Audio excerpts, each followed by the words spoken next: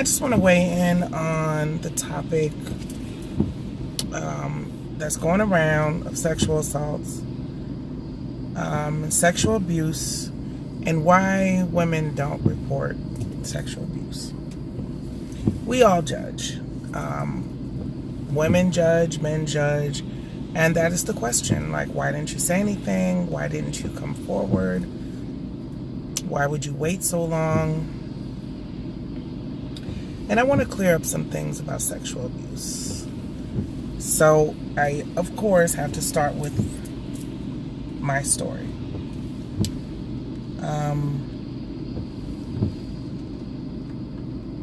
My father was on drugs.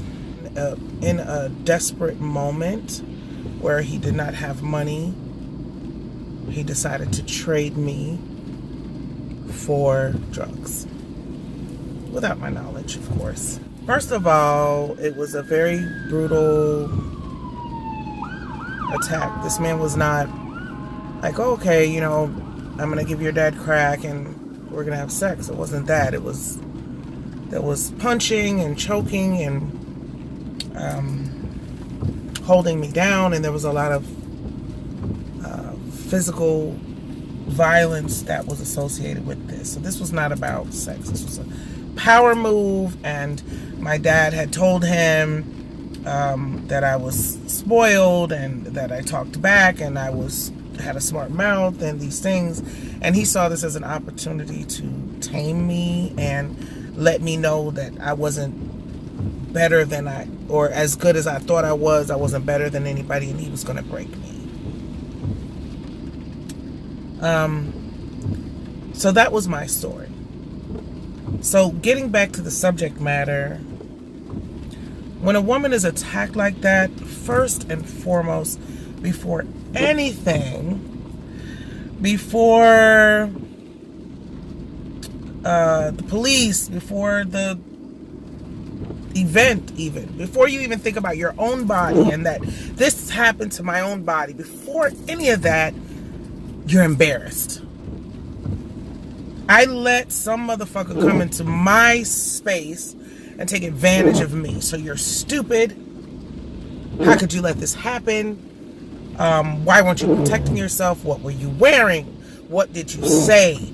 How did you look? Did you agree? Was there something you did that made this person feel like they had the opportunity to do this to you? These are the things you say before police, before you tell your mom, before you tell your friend. You say these things to yourself. You ask those questions of what did I say? What did I wear? How did I move? Did I get in the elevator? Did I not get in the elevator? Was my shirt too tight? You go over all this shit in your mind before you even consider police. That's not the first thing that you think about. The first thing that you think about is this happened. And how did I let this happen to me? And if you're an intelligent person, and if a person that is guarded, a person that has any sense of pride, like, what's wrong with you? You fucked this up. You let somebody into the most sacred part of you. This is the first thought. The first thought is not the goddamn police and that somebody's going to be a judge 40 years later. Who gives it? Nobody's thinking about that. You're just thinking that maybe there was something I did or didn't do that brought this to me. Once you get over that and you know that it wasn't you and you know that he did this, and sorry for my windshield wipers, but somebody tells you, okay, it wasn't you, it was your fault, you're fine. Once somebody tells you that, and you have to accept that as fact, because that's the hardest thing. Even though somebody tells you that shit, it doesn't mean you accept it as fact. So once they tell you, and once you accept it as fact, now you have to deal with what physically happened. Then you go into, was there a condom? Does he have AIDS? Did he, get me pregnant? Was there, whatever? You go through all of that. There's so many levels to this shit that People don't know and don't understand. And when you're inquiring about shit as though it was you bought me the wrong fucking sandwich at Wendy's, this is not that. This is you entered the most sacred part of me, the most respected part of my body, my life. And let me tell you, things that happened to me 20 years ago, 30 years ago.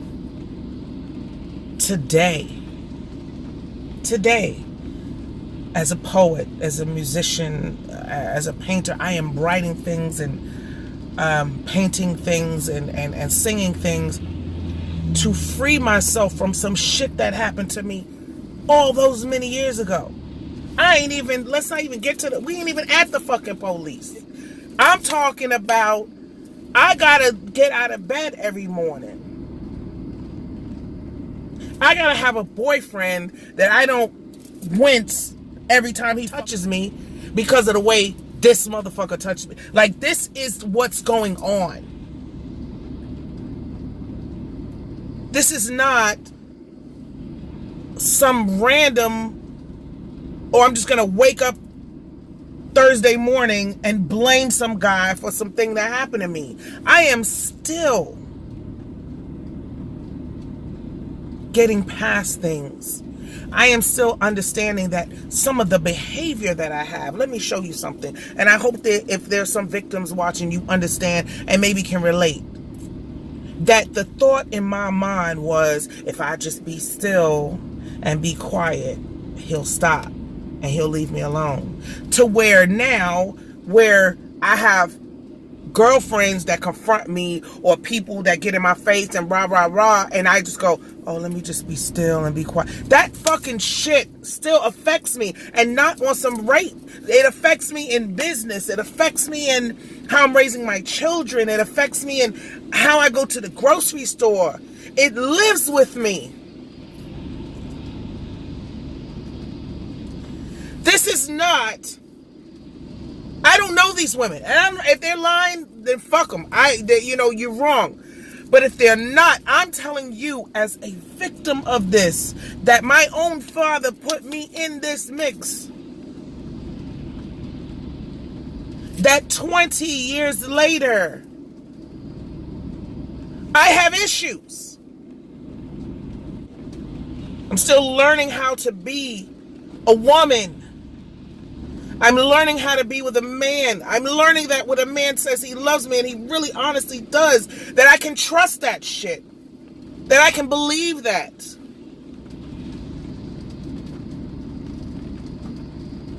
I flinch because I don't know if that touch is going to lead to a choke. It's not a game, people. Sexual assault, rape, violation is real. And there are many of us out here that I ain't looking for nothing. Let me tell you right now, so I'm going to speak clearly and put her name out there, that Janet Reno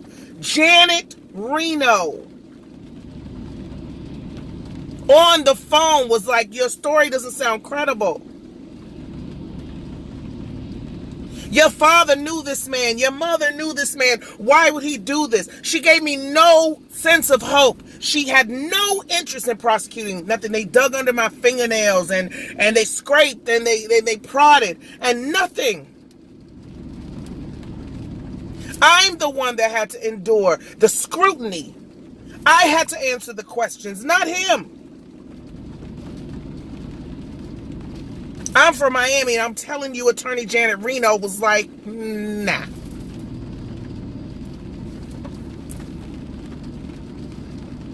Where do you go from there? That's the highest person that didn't have my back, that didn't want to hear what I have to say. This ain't some easy thing like you say somebody stole my purse and you find a dude on the street with a purse and they grab him and put him in jail. This is not like that. It's very subjective. Oh, what happened? Maybe you gave it up too easy. What were you wearing? Where were you going? Why were you there? I'm telling you my personal experience. that this man raped me, and I was on, I don't even know what floor. This was at the Marriott in Dadeland. So if you want to chronicle it and look it up, at the Marriott in Dadeland, that I was upstairs, I don't know, whatever the highest floor, the penthouse suite. And when he finally let me go, I jumped on the elevator, clothes ripped, hair all over my head. Do you know what people in the elevator did? They moved to the side. No one reached out to me. My car was valet parked because I thought I was meeting my dad there. So I went to the valet to get my car. Nobody was trying to check for me. Are you okay? Did something happen to you? Oh my God, she's bloody and with no panties on. Ew. No one tried to help me. This is not a crime where the victim is embraced. Sexual assault is a crime where the victim is always fucking ignored. Who wants to come out and say that? Who wants somebody to test every sexual experience you've ever had to see if you're lying about this one? Who wants to do that? Nobody.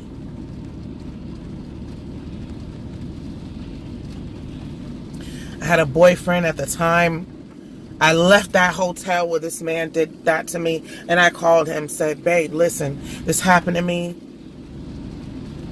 And he says, come, I'm going to take you home. I'm going to take care of you. When I got to his mother's house and she saw me with my hair all over my head, this is a woman, a Haitian woman, a black woman. You know what she said? Get her out of my yard. Get her out of here. I don't want no trouble. This is how victims of sexual abuse are treated. Get her out of my yard because I don't want no trouble. You think she would have said that if I got robbed or if her son got shot? She would never have said that. So I need people in America to stop pretending like this is some easy shit that you can just come out and just be like, hey, you know, this guy touched my booty at work and I'm upset. It is not easy.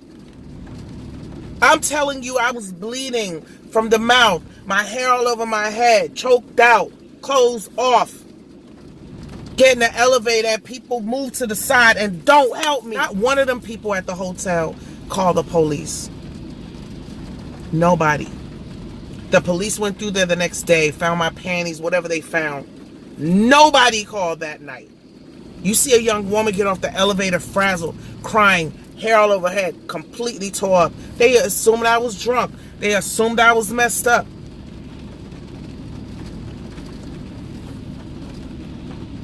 These crimes are not crimes that people accept as facts. So I don't know these women. I don't know the accusers. I'm just telling my story that this ain't no easy thing to report. Everybody's not listening to you. Everybody's not embracing you and saying how brave and fantastic you are for coming out. That's not what this is. Stop blaming victims. I'm sure there's people out here, women out here who lied, say they got raped when they didn't. But I'm telling you that there are people out here that didn't say anything and they did.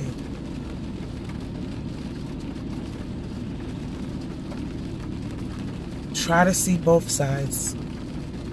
So when you ask why someone will wait 30 years to say something, maybe it took her 30 goddamn years to find the courage to say it. I'm talking about my father, a friend of the family. How do you tell somebody that and not get judged? How do you tell somebody that and not feel stupid?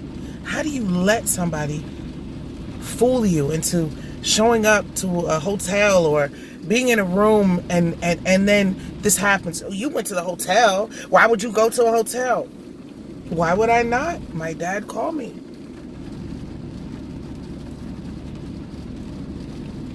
Be careful.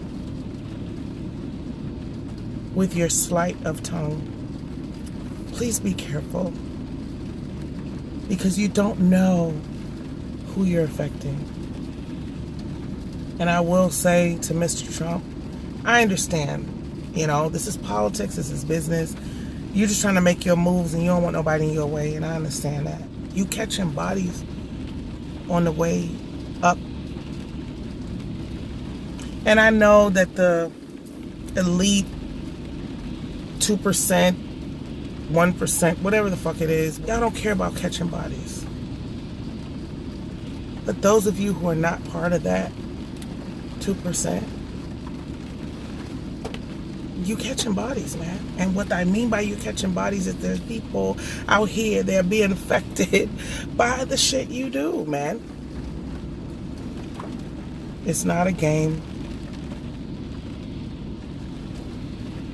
It is possible for somebody to hold a secret for 30 years. I mean, hell, this woman held a secret about Emmett Till for 30 years. That she lied and got this man killed, snatched out of his bed, beat to death, dismembered. A mother lost her only child because you lied and you kept the secret for 30 plus years. But that's okay. That's understandable. But not when somebody violates the most precious part of you and you decide to just sit still till it's over. You guys need to be careful. You need to be careful. It's not cool to blame the victim, man. There are a lot of us out here who are hurting, honestly.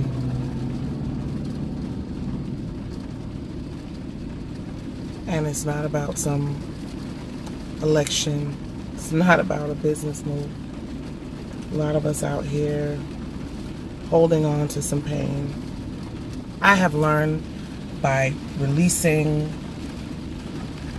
my ego about it and understanding that what he did was him and not me. And that has helped me grow.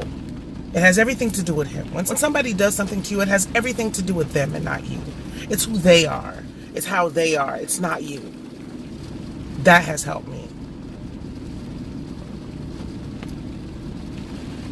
So, it's not my fault. It's not about me. He would have raped another girl in my stead. He's probably raped girls after me, before me. So it has nothing to do with me. And I've learned that and I've moved on. But I just want the world to know that it is not fair to blame victims. Because everybody ain't out here trying to snatch your position or your business. Nobody checking for that. We're trying to live. We're trying to wake up every day and not be afraid or not feel less worthy than I am.